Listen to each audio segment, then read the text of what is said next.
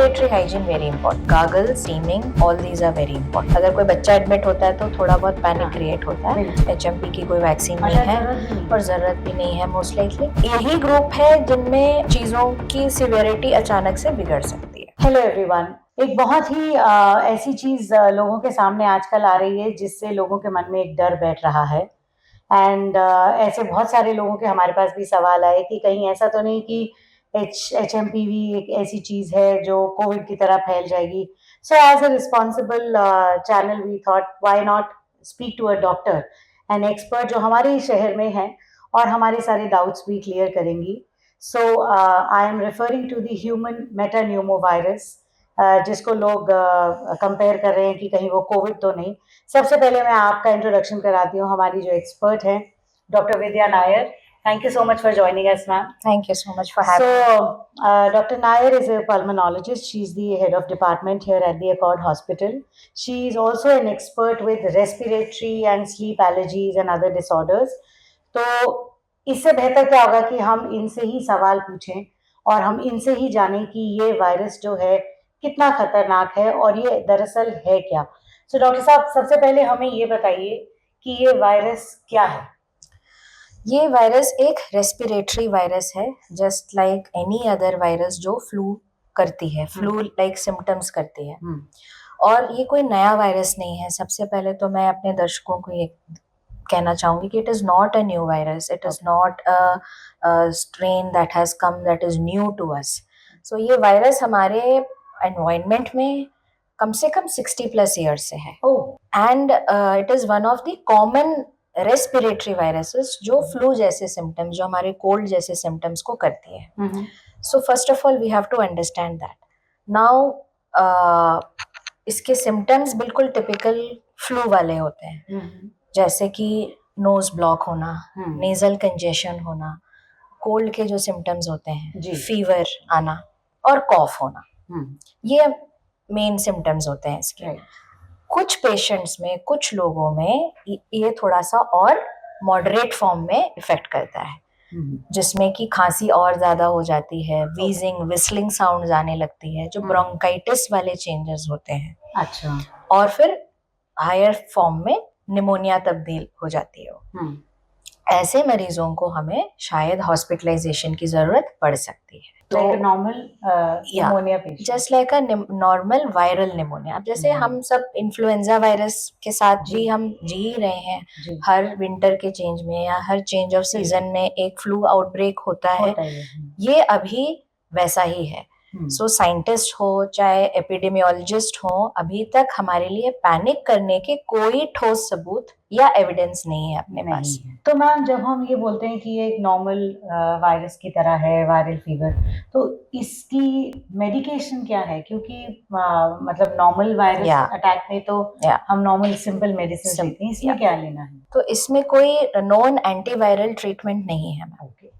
So it is only supportive care, and that is why we say कि most of the times it causes only mild symptoms, mild severity के symptoms ही होते हैं। आप घर पे रहें, अच्छे से पानी पिएं, अब फीवर आए तो फीवर की दवा लें, खांसी है तो कॉफ की सिरप लें, that's more than enough, and a good diet. Now जब symptoms उसके beyond जाते हैं, then we need medical help. Then we can go to the doctor and get ourselves evaluated. Right. तो कितने दिन, मतलब how many days do we wait to actually go to a doctor? And so for that we need to understand कि इसके symptoms कब, अब अगर मैं एक्सपोज होती हूँ इस वायरस से, तो मेरा एक इंक्यूबेशन पीरियड रहता है, क्योंकि वायरस जब भी बॉडी में आती है तुरंत इन्फेक्शन नहीं करती, वो मल्टीप्लाई होती है। जस्ट लाइक कोविड में हमने सुना है, या फ्लू में सुना है, या इन्फ्लुएंजा वैक्सीन में सॉरी वायरल इन्फेक्शंस में सुना है। तो इसमें जो इंक्यूबेशन पीरियड होता है बॉडी में, ये 5 to 7 days तक रहता है जी। एज लो एज 3 days भी हो सकता है, बट मैक्सिमम 7 days के अंदर हमारे में लक्षण आना शुरू हो जाते हैं। तो लक्षण आया, उसमें एटलीस्ट 1 week मिनिमम हमें वेट करना चाहिए कि नॉर्मल नजला जुकाम फीवर से और मैनेज हो रहा है नहीं। अगर बियॉन्ड 1 week से ज्यादा अगर हमारी सिवियरिटी ऑफ सिम्टम्स बढ़ती है, जैसे कि खांसी बढ़ती जा रही है, करेक्ट, हमारे को ब्रीदिंग डिफिकल्टी महसूस हो रही है, जी चेस्ट कंजेशन महसूस हो रहा है, हम कुछ वॉक करते हैं या हम जो एक्टिविटी करते हैं वो हम एक हैवीनेस लगती है चेस्ट में, या ब्रीदिंग डिफिकल्टी लगती है, these are all warning signs that you should come to the doctor. Or if the fever doesn't settle beyond 1 week, then definitely you should consult your doctor. Right. इसमें एक और चीज जो मैं बोलना चाहूंगी, क्योंकि ये नॉर्मली देखने से मिलता है 80 to 90% will have only mild symptoms, but जिन लोगों की पॉपुलेशन में इम्यूनिटी पावर वीक होती है जी, उसमें एक्सट्रीम्स ऑफ एज ग्रुप आ गया हमारा जी, जो बच्चे हो गए, या तो बच्चे इन्फेंट या हो गए, बुजुर्ग, हाँ, या जी, बुजुर्ग हो गए, ओके, तो इनमें हमें ज्यादा सावधानी देनी है। जो भी हमारे जो एक जो पैनिक बटन अनफॉर्चुनेटली क्रिएट हो गया है, एंड आई एम थैंकफुल कि आप लोग ये मतलब मेहनत कर रहे हो कि हम लोगों को बताएं कि पैनिक ना करें, पर इसमें ये चीज इंपॉर्टेंट है, पैनिक इसलिए हुआ है कि जब छोटे बच्चे एडमिट होते हैं तो एक जनरली पैनिक क्रिएट होता है, तो बच्चों में हमें ज्यादा सावधानी देना। क्या सावधानी देनी कि फीवर उतर जाए टाइम से, कॉफ के सिम्टम्स वर्सन ना होने दे, आप पीडियाट्रिशियन को दिखाएं अगर बहुत छोटे हैं, अडल्ट है तो आप नॉर्मल अडल्ट फिजिशियन को दिखाएं, इस तरह से। तो ये सावधानी रखनी है, तो इसमें प्रिवेंशन है मेन। राइट। मैं जो डॉक्टर साहब ने बात बोली उसको थोड़ा सा समराइज भी कर दूं कि पहली बात तो ये कि एक नॉर्मल नज़ला ज़ुकाम, हल्की सी खांसी, ये इसके सिम्टम्स हैं, क्योंकि ब्रीदिंग पीरियड जो है वो 3 से 6 दिन 7 दिन है, उसके बाद सिम्टम्स नज़र आने शुरू होते हैं जी। और सिम्टम्स आपको ऐसे नज़र आए तो आपको ये मालूम है कि जिस तरह से हमें सर्दी ज़ुकाम हुआ कि ये हमारे सिम्टम्स हैं। प्लीज़ सेल्फ मेडिकेशन मत कीजिए। अगर आपको माइल्ड फीवर है तो फीवर की मेडिसिन लीजिए, अगर खांसी है तो कफ सिरप लीजिए, लेकिन not to indulge in self medication, no antibiotics, no antibiotics. Steam ले सकते हैं और कुछ लोग नेचुरोपैथी में को प्रैक्टिस करते हैं, तो probably you can have some green teas, something which is healthy to work on the immunity.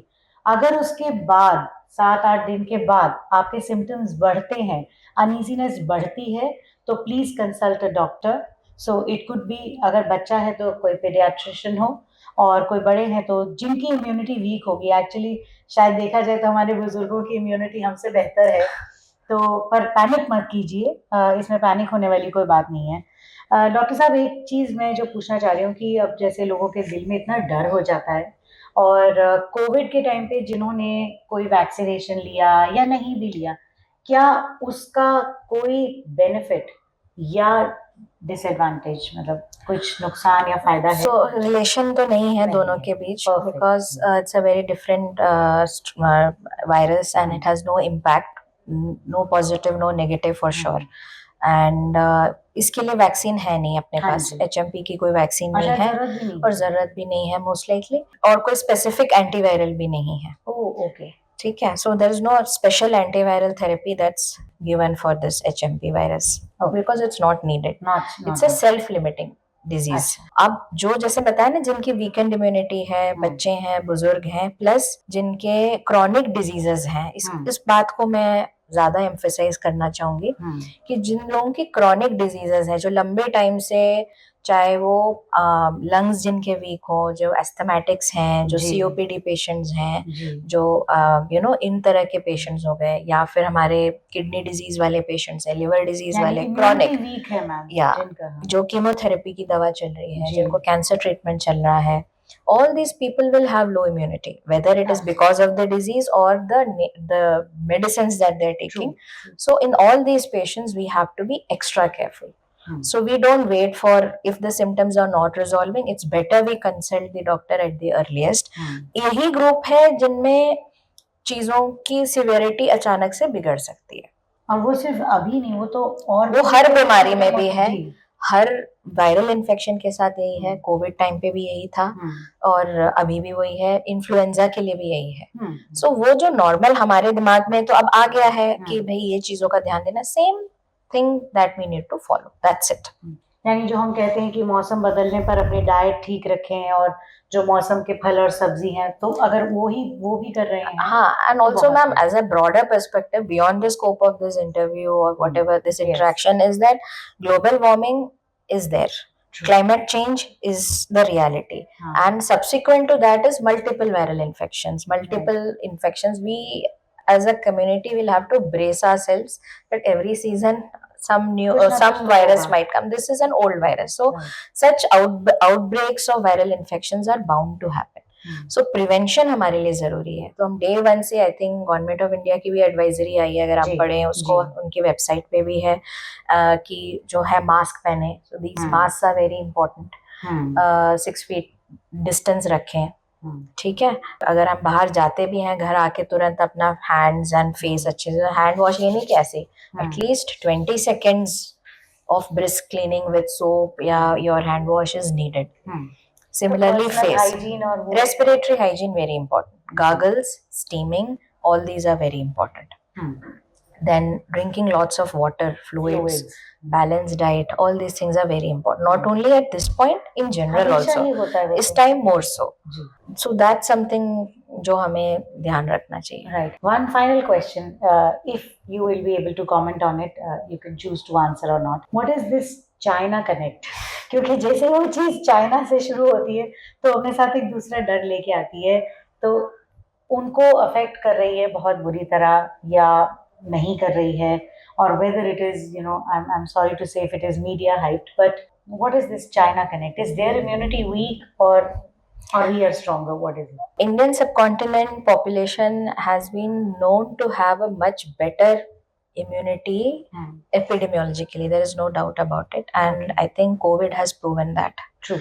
I am not well informed to comment epidemiologically about China, but what I have come to know is that a lot of it is media hyped also. Not that virus has been there in China before also, but sometimes because the certain community when it outbreaks, if you look at the data, अगर हम वो data भी पूरा देखें, उसमें कोई severe infection नहीं है. अब जब बच्चे एडमिट होते हैं तो वो हमेशा एक हाइप होता है, पैनिक होता है कम्युनिटी में, which is natural. I think sociologically it is natural कि अगर कोई बच्चा एडमिट होता है तो थोड़ा बहुत पैनिक क्रिएट होता है, और उस चीज पे हमने ज्यादा प्ले कर लिया है. So I think the panic should settle by now. We have enough evidence to suggest that it is not a matter of grave concern. There is nothing to panic. It is just like any other viral infections. It will limit. Now, how it will limit itself is actually prevention. Correct. If I have symptoms and I continue to work, if I continue to travel in public transport, if I continue to go to my office, I will spread it to 100 other लोग. तो वो हमें exactly तो वो civic sense और वो sense of responsibility ना society के लिए हमें करनी ही पड़ेगी. That can not be reinforced by some government regulation. वो हमें खुद ही समझना है. सो मास्क पहनना है चाहे हमें कितना भी इरिटेशन हो. We should wear mask at work. As a health care professional I am seeing daily flu symptoms right now. Flu has increased, है ना. So I have to make sure that when I travel or when I come in contact, I should be taking care of myself and my people back at home. Of course. Similar, it goes to everyone. Thank you so much. That throws a lot of light. So जैसे कि doctor विद्या नायर ने बताया कि हम वैसे भी जब जुकाम होता है तो हमने घरों में भी सुना होगा कि मेरा रुमाल मत यूज़ करो, उससे तुमको भी हो जाएगा, या हम पिलोज भी शेयर नहीं करते. सो ये वैसा ही एक वायरस है जो सेल्फ लिमिटेड है और अपने आप ही आएगा और चला जाएगा. बड़े बुजुर्ग तो शायद ये भी कहते थे कि जुकाम की कोई दवाई भी लेने की ज़रूरत नहीं, केवल स्टीम लो और गर्म फ्लूइड्स लेते रहो या सफिशिएंट पानी पियो. तो दैट्स अबाउट दिस वायरस. हमारे अपने शहर में डॉक्टर नायर जैसी एक काबिल डॉक्टर हैं जो पल्मोनरी रेस्पिरेटरी डिजीजेज या एलर्जीज को क्योर कर रही हैं, देख रही हैं. So she's here at the Accord Hospital. You can get in touch with her whenever you want. And please do not panic.